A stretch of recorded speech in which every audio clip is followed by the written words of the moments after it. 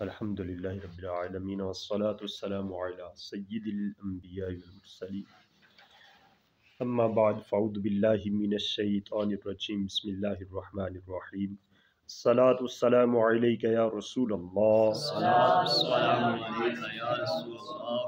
وعلی آلک واصحابک یا حبیب اللہ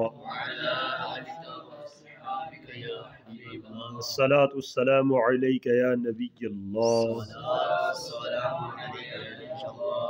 وعلی آلک واصحابک یا نور اللہ۔ فرمان مصطفیٰ صلی اللہ تعالی علیہ وسلم ہے، تم جہاں بھی ہو مجھ پر درود پاک پڑھو، تمہارا درود مجھ تک پہنچتا ہے۔ صلو علی الحبیب صلی اللہ علیہ وسلم۔ آج ہمارا جو سبق ہے وہ مشترک کی بحث مکمل ہو چکی ہے، اس کے بعد آج مول کی بحث، آج ہمارا سبق ہے، یہ پڑھیں گے، اس کی تعریف، اس کا حکم اور تعریف کے اندر موجود قیودات کے فوائد، یہ آج کا ہمارا سبق ہے۔ ثم ذکر المصنف بعدہ المؤول، پھر مصنف نے اس کے بعد یعنی مشترک کے بعد مؤول کا ذکر کیا۔ فقال، تو کہا، وَأَمَّا الْمُؤَوَّلُ، بہرحال مؤول، فما ترجح من المشترک بعد وجوہہ بغالب الرائے، تو فرماتے ہیں مشترک کی جب بعد وجوہہ، جب بعض وجوہ اس کی ترجیح پا جائیں، بغالب الرائے، رائے کے غلبے کے ساتھ، غالب رائے کے ساتھ، جب مشترک کی بعض وجوہ ترجیح پا جائیں تو اسے بولتے ہیں مؤول۔ یہ تعریف اس کی گئی ہے۔ یاد رکھیے گا کہ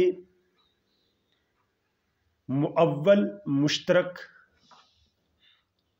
پہلے لفظ ہوتا ہے مشترک، مشترک متعدد معنوں پر ایک ہی لفظ بولا جاتا ہے۔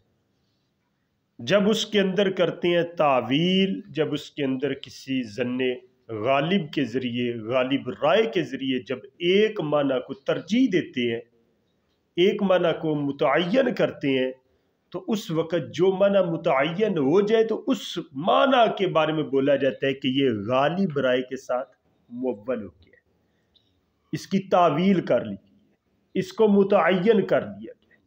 ٹھیک ہے جی، فرماتے ہیں یعنی ان المشترک ما دام لم یترجح احد معنییہ، کہ کہتے ہیں بے شک مشترک جب تک احد معنییہ، جب اس تک اس کے معنی میں سے کوئی ایک معنی راجع نہ ہو علی الاخر، دوسرے پر، فہو مشترک، تو وہ مشترک ہے۔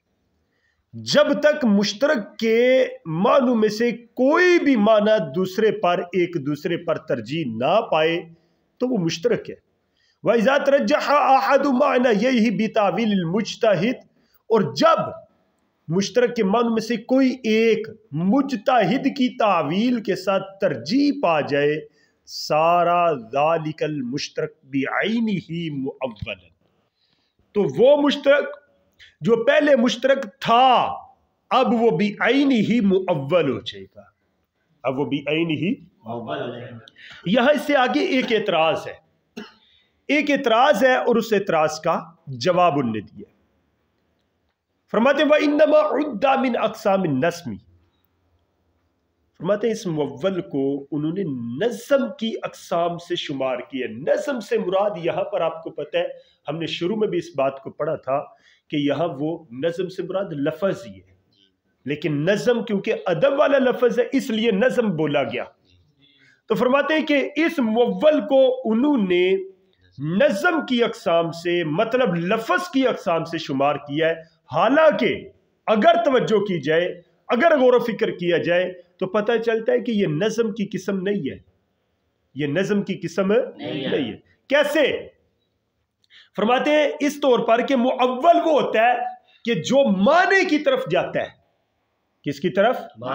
لفظ کی طرف نہیں، اس کے معنی کی طرف، کہ لفظ آئین ہے، اس کے متعدد معنی ہے، اس کے متعدد معنی. ان معنوں میں سے جب ایک غالب رائے کے ساتھ ترجیح پاتا ہے تو نظم تو نہیں ترجیح پا رہا بلکہ اس کا معنی ترجیح پا رہا ہے. تو نظم کی قسم میں سے اس کو شمار کرنا درست نہیں ہے. اس کو نظم کی قسم میں سے شمار کرنا درست نہیں ہے. وَإِنَّمَا عُدَّا سے اس اعتراض کی طرف اشارہ اور جواب دے رہے ہیں. فرماتے ہیں اسے شمار کیا نظم کی اقسام میں سے. وَإِنْ حَصَلَ بِفِعْلِ التَّعْوِيلِ اگرچہ یہ تعویل کے فعل کے ساتھ مول بنتا ہے. اگرچہ یہ تعویل کے فعل کے ساتھ مول حاصل ہوتا ہے. کیوں؟ فرماتے ہیں لِأَنَّ الْحُكْمَ بَعْدَ التَّعْوِيل جب تعویل ہو جائے نا جب تعویل کے ذریعے ایک معنی کو ترجیح دے دی جائے تو فرماتے ہیں تعویل کے بعد اس لیے کہ حکم تعویل کے بعد یضاف الی الصیغۃ صیغے کی طرف مضاف ہوتا ہے. یضاف الی الصیغۃ صیغے کی طرف مضاف ہوتا ہے. فکأن النص ورد بہذا تو گویا کہ یوں کہہ دیں گے کہ نص اسی کے ساتھ ہی وارد ہوئی ہے. نص اسی صیغے کے ساتھ ہی وارد ہوئی ہے. وَإِنَّمَا قید بقولہ من المشترک اب جو متن کے اندر قیودات ہیں ان کے فوائد بیان کرنے لگے ہیں. کہتے ہیں پہلے انہوں نے نا تعریف میں یہ کہا فما ترجع من المشترک. یہاں من المشترک کہنے کی وجہ کیا ہے؟ من المشترک کیوں کہا ہے؟ فرماتے ہیں وَإِنَّمَا قَيَّدَ بِقَوْلِهِ مِنَ الْمُشْتَرَكِ اسے من المشترک کے قول کے ساتھ مقید کیا ہے. کیوں؟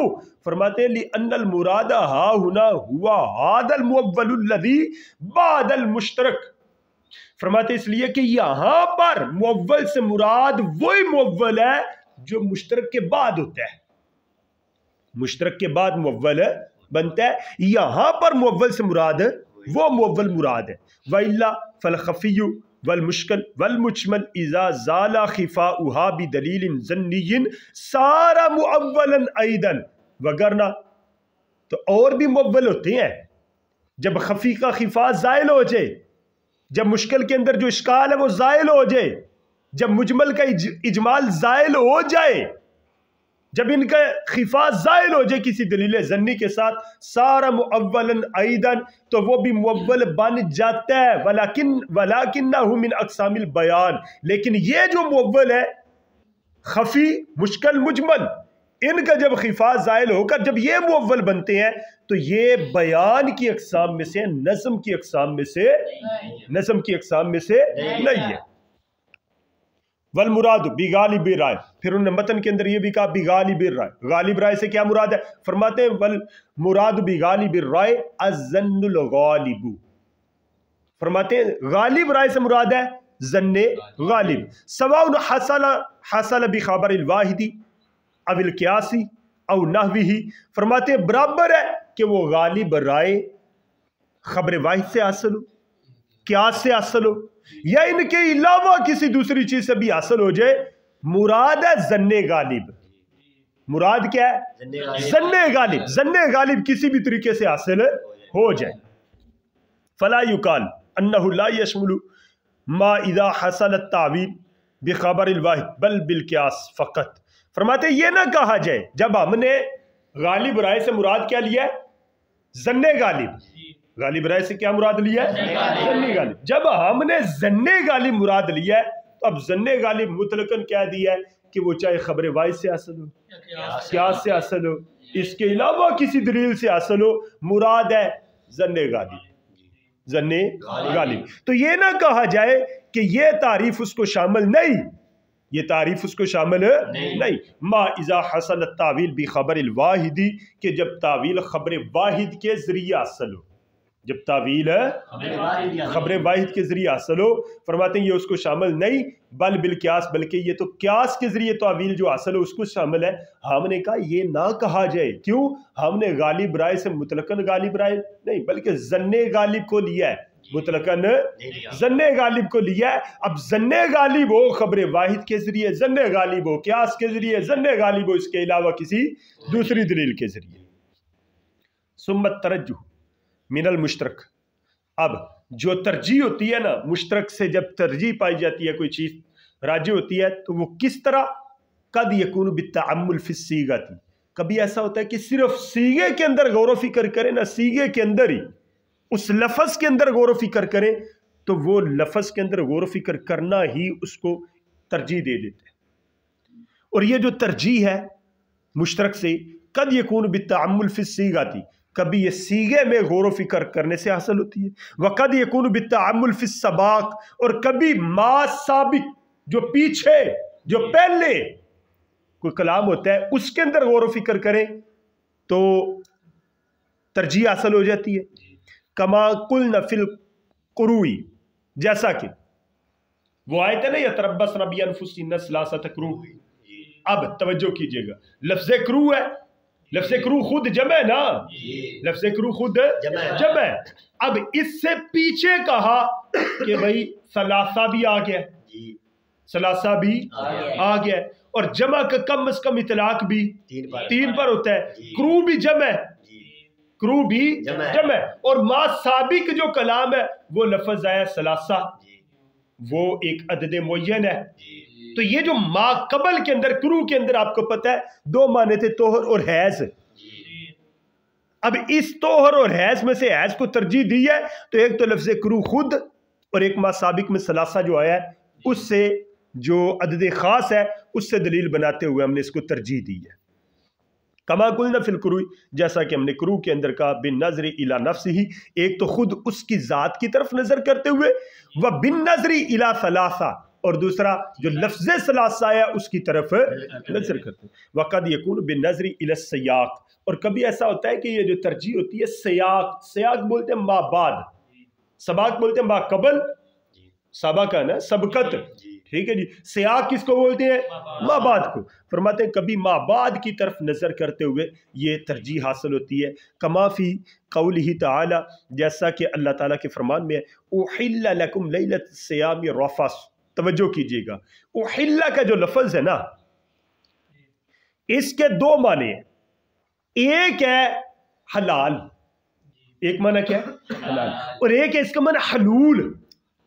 حلول یہ ہوتا ہے کہ کسی چیز کا کسی چیز کے اندر داخل ہونا، کسی چیز کا کسی چیز کے اندر داخل ہونا، یہ حلول ہے۔ جیسے ہم سب کمرے میں حلول کیے ہوئے ہیں، ہم سب کمرے میں داخل ہیں، اب لفظ ایک معنی 2 ہے، لیکن کیسے پتہ چلے گا کہ یہاں پر حلال کا معنی ہے یا حلول کا معنی ہے؟ تو فرماتے ہیں دیکھیں احل لکم لیلۃ الصیام رفث، اب اس میں جب آیا نا رفث، رفث کہ تمہارے لیے رمضان کی راتوں میں جمع کرنا، اب حلول ہے یا حلال ہے؟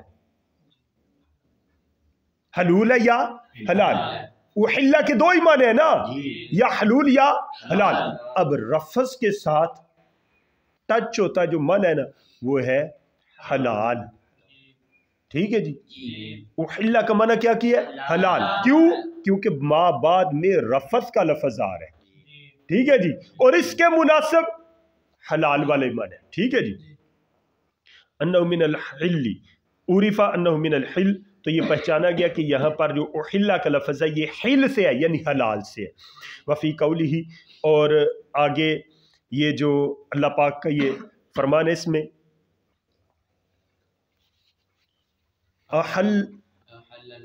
احلنا دار المقامتی، احلنا دار المقامتی، احلنا دار المقامتی، فرماتے ہیں یہاں پر جو احلنا کا لفظ ہے تو یہاں پر کہتے ہیں عرفا انہ من الحلول، کہ یہاں پر کون سا معنی ہے؟ حلول کا، یہاں پر کون سا معنی ہے؟ حلول کا، یہاں پر کون سا معنی ہے؟ حلول کا۔ تو وَحُكْمُهُ الْعَمَلُ بِهِ عَلَىٰ احتمال الغلطی، فرماتے ہیں اس کا حکم یہ ہے کہ غلطی کے احتمال پر عمل کریں گے، عمل کریں گے، لیکن ساتھ ساتھ یہ بھی احتمال ہے کہ ہو سکتا ہے کہ یہاں پر عمل کرنے میں ہم غلط ہوں اور اس کی جانب مخالف جو ہے وہ درست ہو۔ فرماتے ہیں حکمہ العمل بہ علی احتمال الغلطی، اس کا حکم یہ ہے کہ اس پر عمل کرنا غلطی کے احتمال کے ساتھ جو ہے وہ عمل ہوگا۔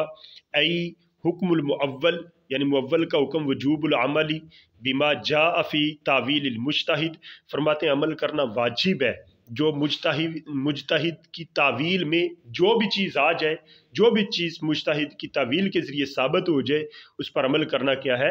واجب ہے، لیکن کیا ہے؟ ما احتمالی انہو غلط، لیکن یہ بھی ہے کہ یہ بھی احتمال ہے کہ ہو سکتا ہے یہ غلط ہو، وَيَكُونُ الصَّوَابُ مِنْ فِي جانب الآخر، اور درستگی ہو سکتا ہے کہ دوسری جانب ہو، درستگی کیا ہو؟ دوسری جانب ہو۔ والحاصل انہ ظنی واجب العمل، فرماتے ہیں حاصل یہ نکلا کہ یہ ظنی ہے، انہ ظنی واجب العمل، کہ یہ ظنی ہے، یعنی مؤول کیا ہے؟ ظنی ہے، عمل کرنا واجب ہے، غیر قطعی فی العلم، علم قطعی حاصل نہیں ہوتا اس سے، علم میں یہ غیر قطعی ہے، علم میں یہ فلا یکفر جاہدہا، تو اس کا جو جاہد ہے، اس کا جو انکار کرنے والا وہ کافر نہیں، یا فلا یکفر جاہدہا، اس کے جاہد کی تکفیر نہیں کی جائے گی، اس کے انکار کرنے والے کی تکفیر نہیں کی جائے گی۔ یہاں تک ہمارا جو مؤول والا سبق تھا یہ مکمل ہو گیا۔ اللہ پاک ہمیں اسے اچھے طریقے سے یاد کرنے کی توفیق عطا فرمائے۔ صلو علی الحبیب صلی اللہ تعالی علیہ وسلم۔